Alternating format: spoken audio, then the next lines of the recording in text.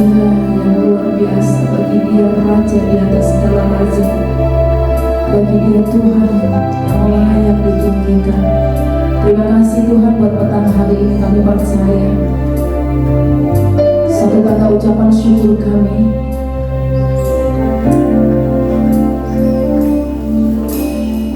kami menghargai setiap karya yang luar biasa yang Tuhan berikan bagi kami.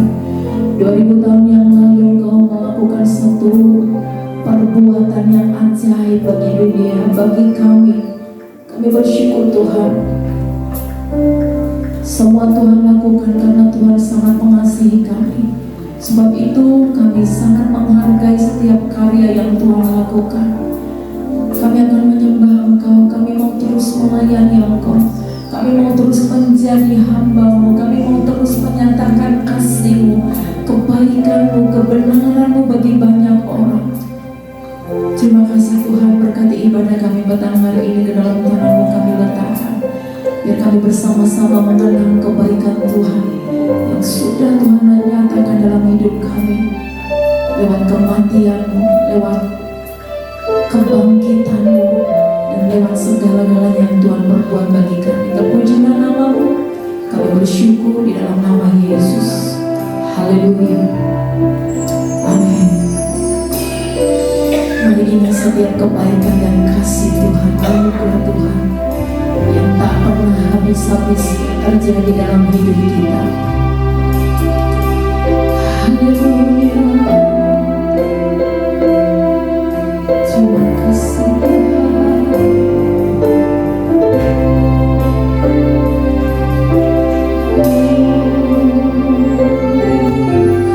Ingat kasih-Nya, ingat kebaikan-Nya.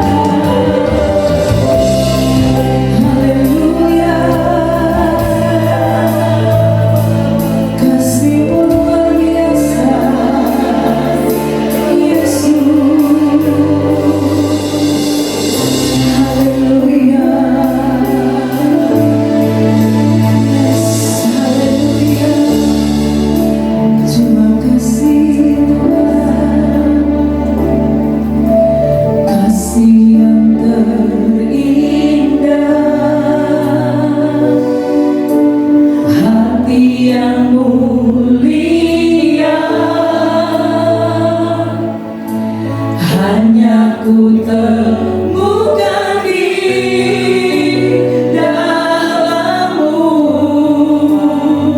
Yesusku. Pujian, pujian dari hatiku selalu di setiap waktuku, tiada pernah berubah.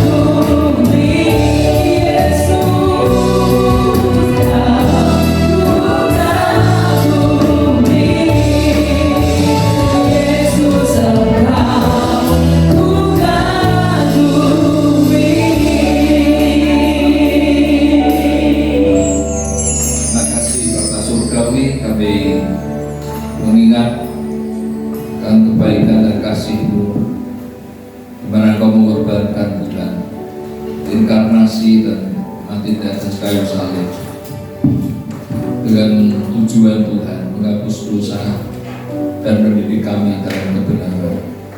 Tuhan, kami percaya Roh Kudus, Engkau pasti menolong kami.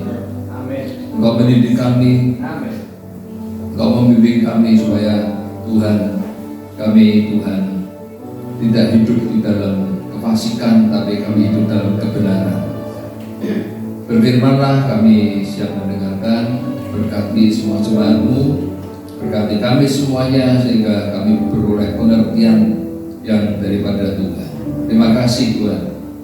Ya, dalam nama Tuhan kami Yesus Kristus kami sudah berdoa dan ucap syukur. Amin.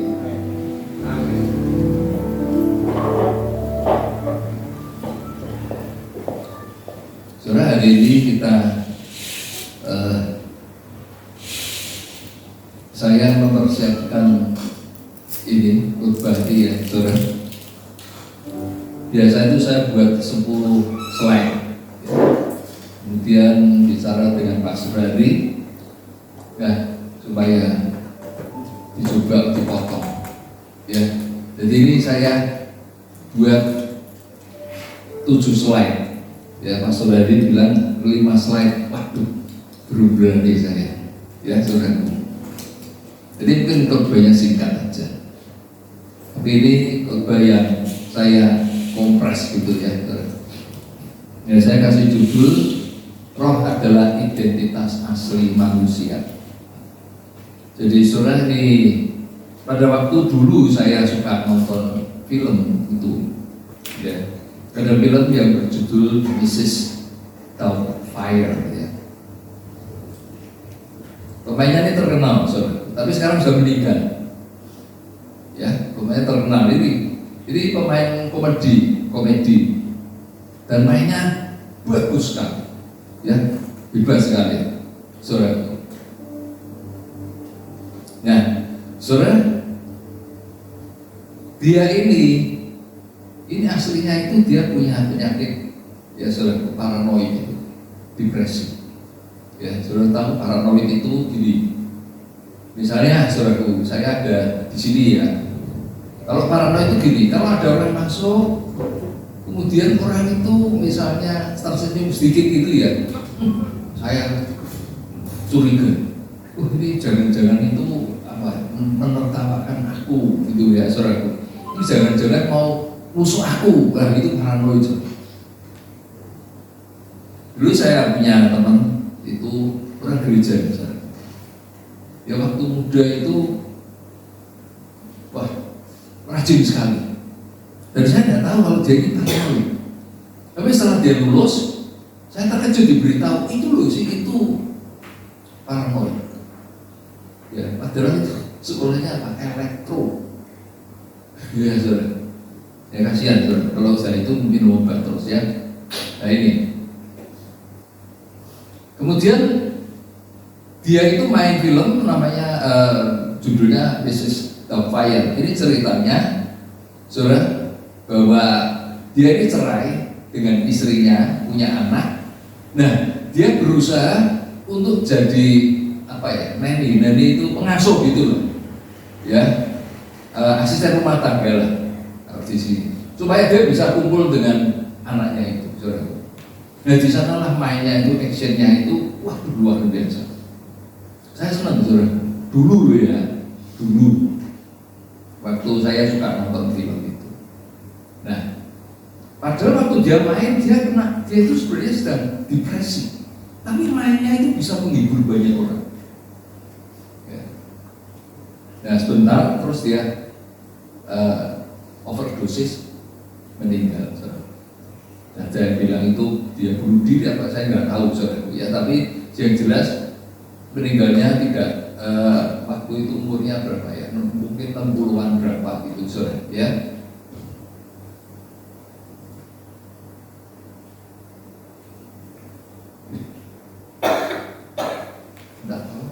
Oh iya. Nah, saudara, Amsal 14 ayat 12 mengatakan begini. Ada jalan yang disangka orang lurus tapi ujungnya menuju maut.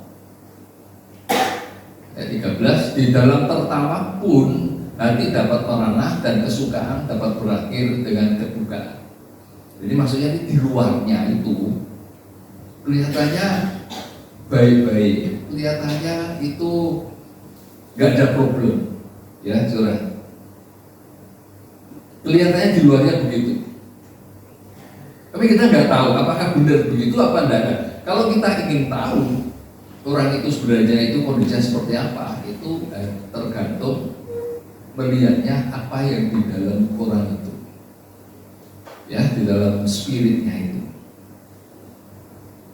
Atau yang kelihatan di luar itu, silakan lihat itu banyak selebriti, ya,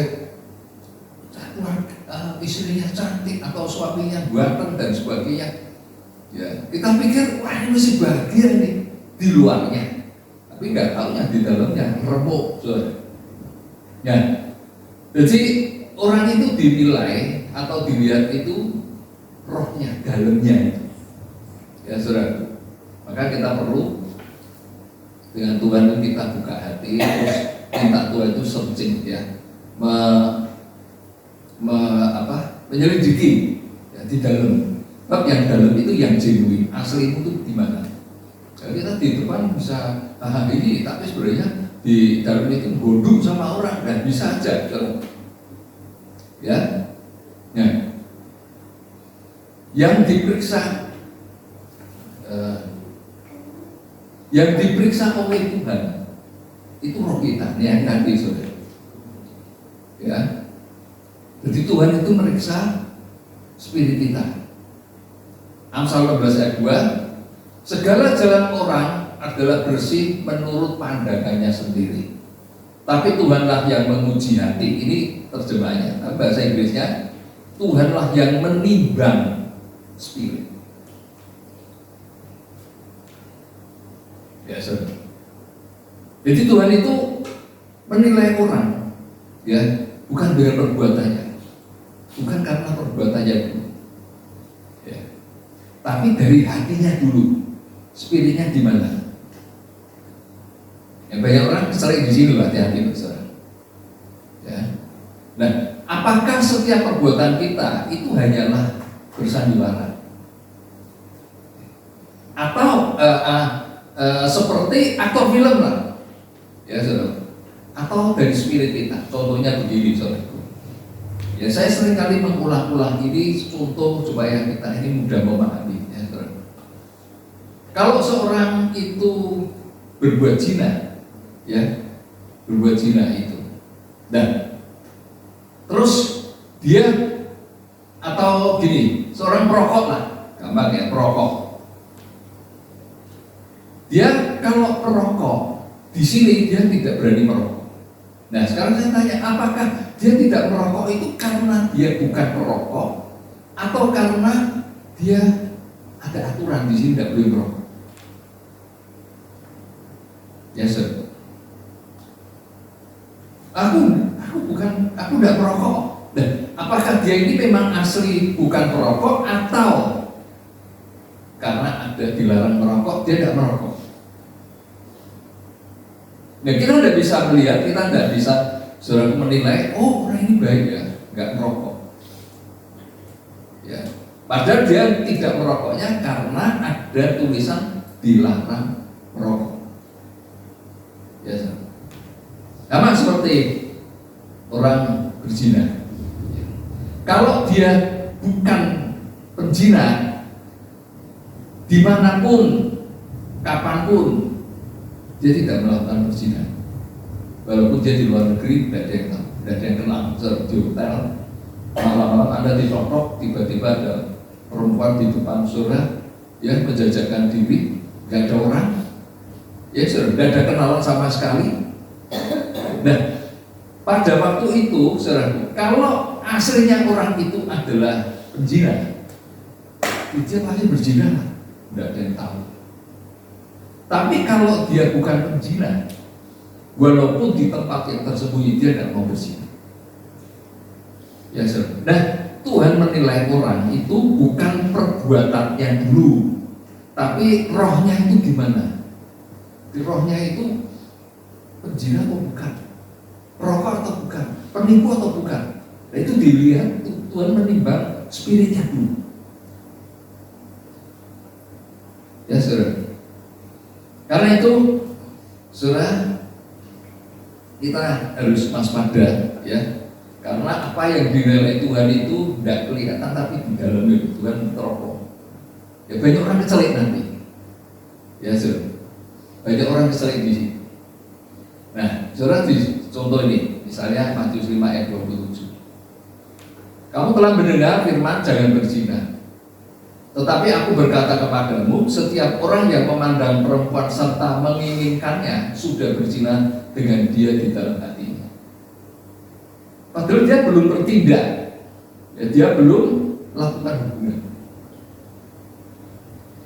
Tapi Tuhan nilai, sebenarnya spiritnya itu spirit berzina. Nah, Tuhan bilang kamu sudah berzina, padahal dia belum melakukan apa-apa.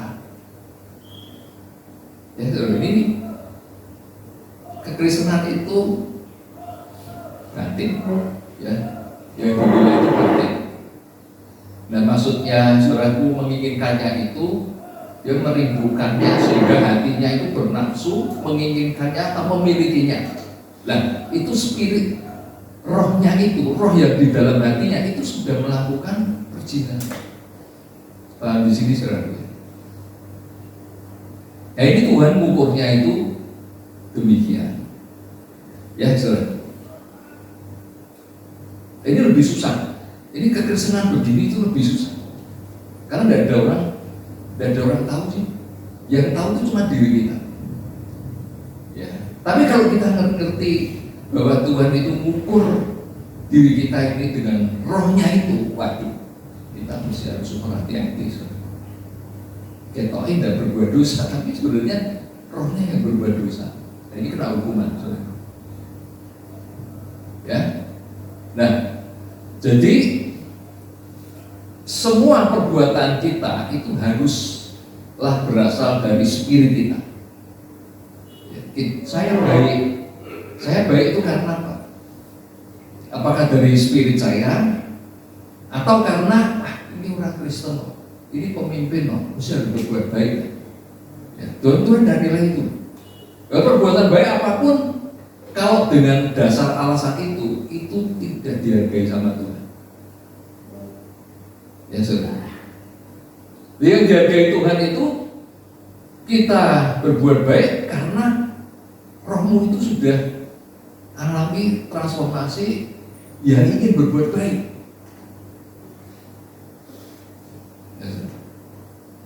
Jadi berasal dari roh. Nah, kalau berasal dari roh, dimanapun, kapanpun, situasi apapun, Anda disakiti, Anda tidak bisa kecewa. Mau kecewa tidak bisa, sebab spiritmu itu spirit yang baik. Tapi kalau spiritmu tidak baik, Anda dihina sedikit, apa sedikit, mesti muntah, saudara. Nah, kekristenan kita harus menuju kepada yang demikian. Ya, sehingga di dalam kondisi apapun Anda tidak bisa marah. Ya, saudara. Dan kita menuju yang kesana. Ya, saudara. Jadi perbuatan tindakan kalau itu karena saya sedang menjalankan satu skenario seperti itu bintang film tadi itu, saudara, ya, begitu kecentok, waduh ngamuk saya. Ya, tapi kalau itu dari roh, apapun kondisinya, kita mengalami apapun juga, kita tidak akan kecentok.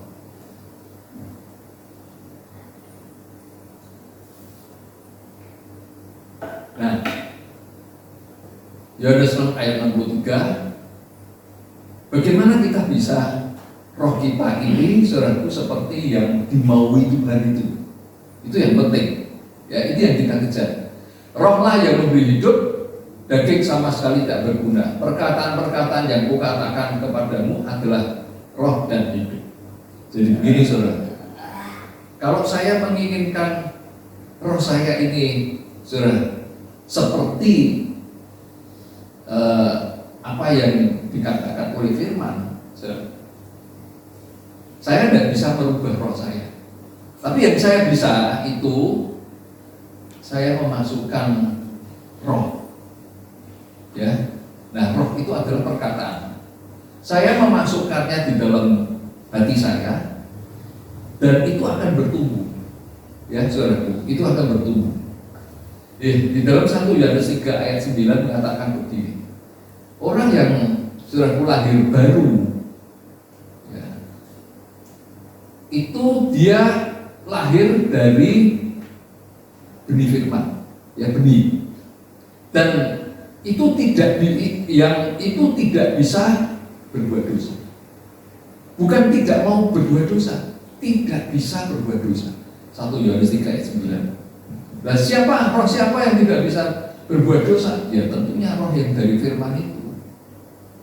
Ya saudara.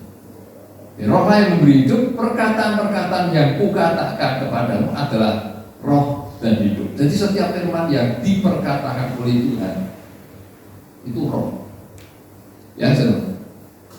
Nah, bila kita mau nantinya Tuhan menimbang roh kita ini, memang roh kita ini berkualitas, ya, maka itu kita harus menerima yang dari Tuhan, ya, masuk di dalam hati, saudaraku. Dan itu menjadi spirit yang baru di dalam diri kita. Nah, spirit itu kalau ditimbang oleh Tuhan pasti spirit yang berkualitas. Ya, saudara. Jadi banyaklah kita merenung firman Tuhan, bukan membaca ya, saudara. Merenung firman Tuhan. Merenung itu begini, saudara. Merenung itu saudara membaca, mengulang membaca, berulang-ulang. Nah, itu merenung, saudara. Ya, sebab manusia begini, kalau dia dibaca berulang-ulang itu, maka seluruh perkataan Tuhan itu akan merasuk di dalam hati kita, akan merasuk dalam pikiran kita.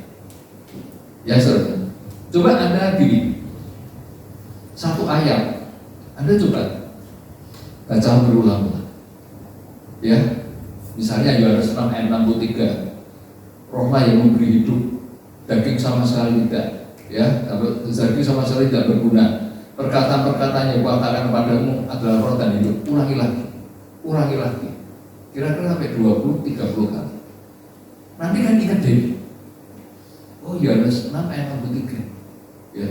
Metodenya begitu, saudara, merenungkan begitu. Ya. Nah, setiap kali kita mendengar firman yang diperkatakan oleh Tuhan, saudaraku, ya, ini adalah benih. Ya, saudara, ini benih. Nah, benih ini kalau di dalam diri kita itu tumbuhnya di dalam hati, saudara. Ya. Amsal 15 ayat 5, orang bodoh menolak didikan ayahnya, tetapi siapa mengindahkan teguran adalah bijak. Ya saudara. Jadi kalau firman itu kita terima, asal hati kita itu mau ditegur ya saudara. Bukan dikasih berkat, ditegur. Asal hati kita ini mau terima teguran, maka benih itu pribadi Allah itu akan tumbuh. Ya saudara, tumbuh.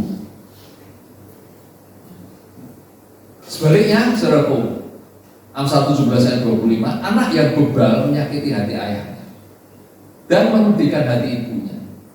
Jadi kalau kita ini, saudara, tidak mau ditegur, itu yang sedih, itu hati Bapak kita di surga maksudnya. Ya, ditegur. Jadi tahunya orang Kristen itu bijak atau enggak, ditegur. Kalau dia terima, oh orang ini bijak, Kristen yang bijak. Tapi kalau dia tidak mau ditegur, saudaraku, nah ini orang bodoh, orang bebal. Nah, firman itu nggak bisa tumbuh kalau hati orang itu bebal, mati dia. Firman itu cekik, nggak bisa tumbuh. Dan firman itu harus ada di dalam hati orang yang mau ditegur. Ya, saudara. Bila hati kita mau terima dengan sukacita teguran nasihatnya, maka perkataan Tuhan atau roh itu menjadi sosok kehidupan dalam hati kita. Kalau sudah begitu, saudara, orang itu pasti orang lain berkata, oh si A ini kok berubah, si B ini kok berubah. Itu otomatis karena dari dalam. Ya, ini kerjanya dari dalam itu orang bisa menyaksikan, oh ini sudah berubah. Nah inilah yang disebutkan kesaksian. Ya saudara, bukan saya bersaksi, ya Tuhan kemarin tolong saya bla bla bla bla bla bla bla. Itu bukannya jelek, itu baik. Itu bukan kesaksian. Namanya testimoni itu. Ya, itu kalau orang itu, ya saudara, dia mengeluarkan satu kepribadian di mana kepribadian itu adalah kepribadian Tuhan sendiri. Nah, itu adalah kesaksian. Ya. Nah, saudara, Wahyu 12 ayat 11. Kesaksian yang begini itu yang kalahkan si jahat. Bukan kesaksian wah luar biasa. Kemarin aku dapat mujizat bla bla bla, bukan itu. Tapi kesaksian yang mengalahkan iblis itu adalah kesaksian yang mana orang itu mengalami perubahan karena dia taruh firman di dalam hatinya dan firman itu tumbuh dan orang itu berubah. Nah, itu kesaksian yang mengalahkan iblis.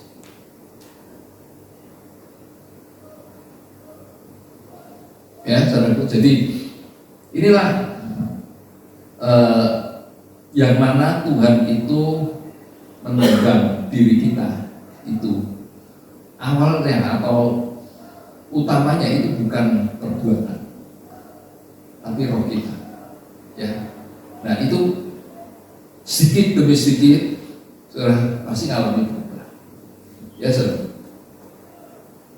Kalau dulu misalnya saya kumpul dengan Pak Yeri, dulu waktu dia muda, misalnya saya kumpul, dan sekarang saya bisa tahu, oh orang ini berubah kan?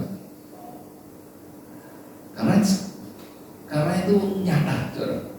Kalau Anda dulu kumpul dengan saya pada waktu saya masih kecil dan sekarang sudah tua begini, Anda bisa tahu perubahan, bukan karena umur. Ya, umur nggak bisa mengubah orang. Tapi yang mengubah spirit orang, mengubah diri kita, yaitu kalau ada spirit yang baru yang dari Tuhan itu melalui perkataannya masuk di dalam diri kita dan dia benih itu tumbuh. Nanti dia menghasilkan buah, dia bisa mengasihi dan sebagainya. Dari mana dia bisa mengasihi? Ya tentu bukan dari orang itu sendiri, saudara. Ya bagaimana kok dia mau korban, ya mau menderita? Ya karena spirit yang dari Tuhan masuk di dalam dirinya dan itu berkembang. Karena pada dasarnya kita ini egois, nggak mau rugi pada dasarnya. Ya, kalau orang itu dia mau rugi, kalau orang itu dia tidak mementingkan diri, berarti ada kepribadian lain yang masuk di dalam hidupnya dan saudara itu mengubah hidupnya. Ya. Kalau dulu dia suka berzina, sekarang enggak. Itu bukan dia, ya, bukan orang itu, tapi ada spirit yang masuk yang mengubah dirinya sehingga dia tidak mau. Ya saudara. Yang terakhir, saudara. Banyak orang itu mau berjuang supaya lepas dari penambahan dosa. Ya saudara. Perokok, dia mau lepas, dia pakai permen dan sebagainya. Mungkin dia bisa lepas 3-5 bulan, tapi begitu orang itu kena masalah berat, dia akan kembali merokok lagi. Ya saudara. Tapi kalau orang itu sudah dilepaskan oleh Tuhan, di dalam dirinya sudah tidak ada keinginan. Bukan dia tidak mau merokok, tapi hasrat itu sudah tidak ada. Ya.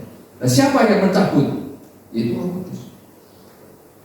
Makanya saudaraku, dalam satu ibadah tidak ada apa-apa, tiba-tiba ada orang menangis dan sebagainya, saudara, karena ya memang Roh Kudus yang jamak. Ya. Dan didoakan apa-apa, tiba-tiba ada orang sembuh dari penyakit. Itu karena Roh Kudus. Ya, bukan dari hamba Tuhan itu. Memang hamba Tuhan itu saudara perlu hidup menguduskan diri. Tapi power itu bekerja itu saudaraku tidak bisa kita kendalikan dengan diri kita. Ya, kita bangkit berdiri.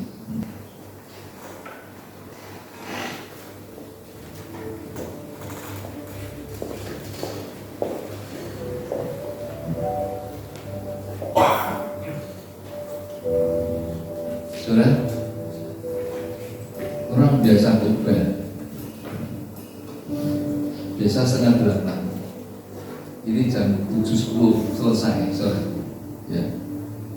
Kalau orang biasa khotbah, terus selesai jam 7:10, biasanya dia merasa terhina. Tanya pengkhotbah. Ya, saudara. Jadi kalau kayak begini, itu mental. Oh, biasanya khotbahnya 1 jam, tiba-tiba ini cuma 20 menit, 15 menit. Wah, orang itu perjuangan berat, yang merasa terhina. Benar, saudara? Ya, tantangan Pastor hari kemarin itu membuat saya bergumul, yaitu antara terhina dan mau tunduk sama kehendak Tuhan. Tidak gampang, Tuhan. Tanya aja Pak Pendeta Giri. Biasa dia khotbah 1 jam, disuruh aja 20 menit. Dia merasa terhina, ya Pak Pendeta.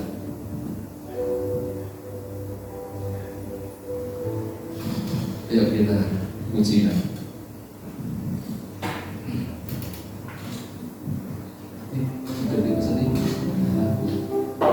Ingat kasihnya.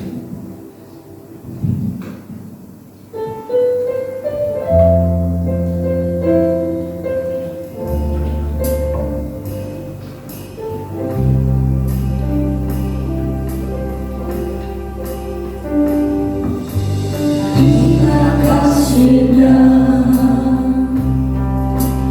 ingat kebaikannya.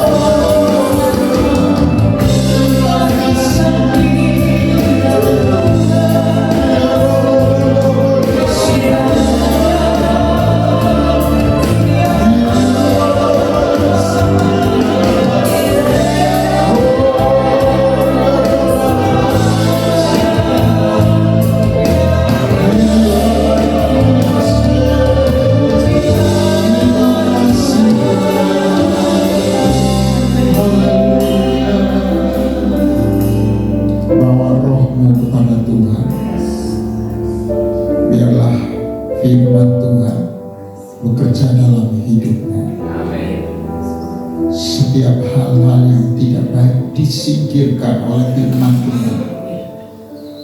Biarlah kiranya semakin hari kita semakin serupa dengan Dia. Semakin hari firman Tuhan terus mengubah kita segambar dan serupa dengan Dia. Terima kasih Tuhan buat firman-Mu malam hari ini. Biarlah identitas kami nyata bahwa kami adalah ciptaan baru, yang lama sudah berlalu dan yang baru sudah datang. Biarlah Roh-Mu terus menghidupkan kami dan membuat kami semakin hari semakin mengenal Engkau. Terima kasih Tuhan Yesus. Tolong kami, biarlah kiranya bersama dengan Roh-Mu Tuhan, bersama dengan Roh Kudus, kami bisa memuliakan Bapa di sorga. Terima kasih Tuhan Yesus. Materaikan firman-Mu dalam hati kami, sehingga dimanapun kami berada, firman-Mu terus berbicara kepada kami, sehingga kami menjadi lebih baik lagi dari hari-hari sebelumnya. Terima kasih Tuhan.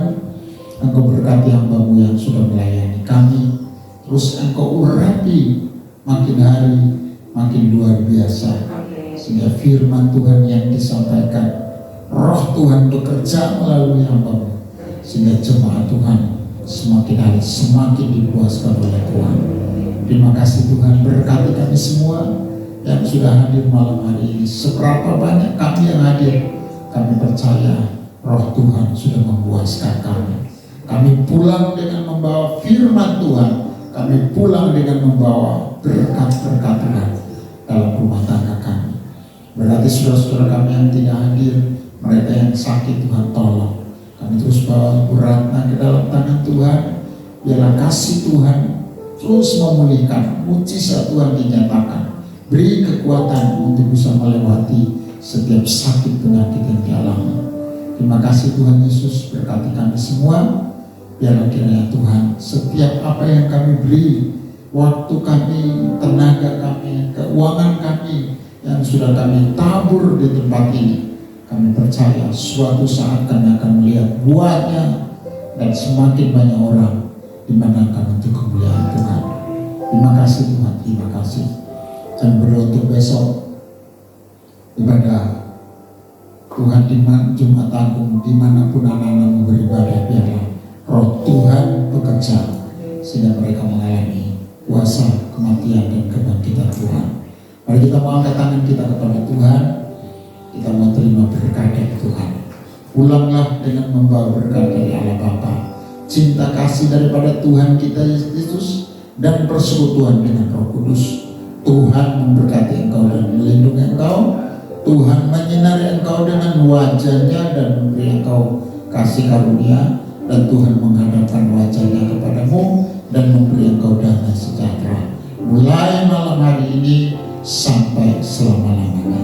Dan kita semua yang sudah diberkati Tuhan, sama-sama kita katakan amin.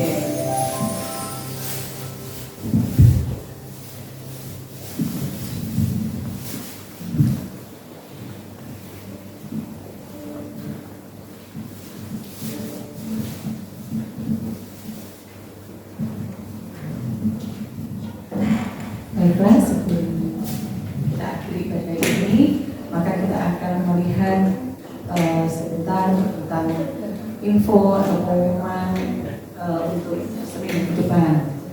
Untuk penara doa seperti biasa setiap Kamis pada pukul 11 siang, marilah kita bersama-sama mengikuti persekutuan penara doa ini supaya kehidupan kita, terutama penyembahan dan syukur kita kepada Tuhan semakin dikuatkan dan kita semakin merindukan setiap saat untuk bersekutu dengan Tuhan. Umat berikutnya sudah kami tunggu untuk Kamis depan juga untuk pukul 6:30 seperti biasa. Bisa datang ke tempat ini seperti biasa untuk bersama-sama mengikuti persekutuan doa Jemaat. Terima kasih, Tuhan Yesus memberkati. Selamat malam semuanya.